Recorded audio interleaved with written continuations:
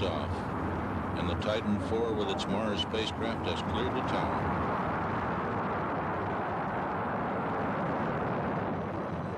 In the late 1990s, NASA is planning to conduct an unmanned mission to Mars. Its purpose is to collect soil samples for return to Earth and to perform other scientific experiments.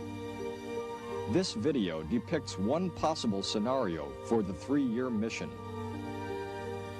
2 payloads are launched aboard 2 Titan IV rockets.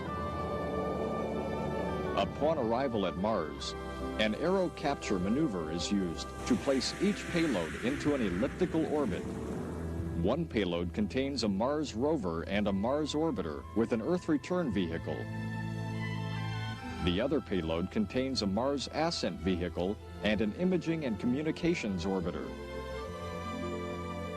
Shortly after a circularization burn, the ascent vehicle separates from the imaging and communications orbiter, performs an entry maneuver, and descends to the Martian surface. Similar to the ascent vehicle, the Mars rover lands. Equipped with artificial intelligence and a stereo video camera, it spends a year exploring the Martian surface.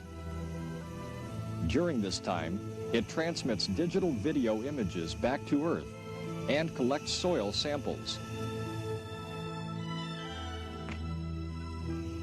When sampling operations are complete, the rover is instructed to rendezvous with the ascent vehicle. Once there, the sample canister is transferred. The ascent vehicle then rotates to the vertical launch position, and the rover departs to conduct further scientific studies. Ignition occurs, and the boost module separates from its launch platform. After an attitude maneuver, the vehicle is placed in the same orbit as the Mars orbiter. A radar scan is performed to locate the ascent vehicle.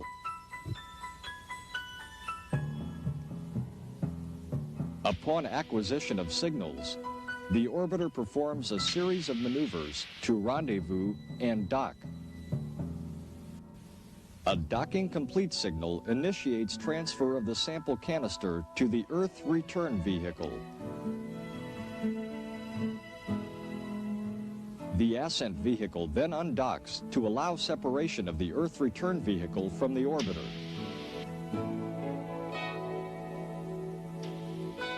The return vehicle performs an injection maneuver to initiate trans-Earth cruise. When thrust terminates, the engines are jettisoned and solar arrays are deployed for the 1-year trip back to Earth.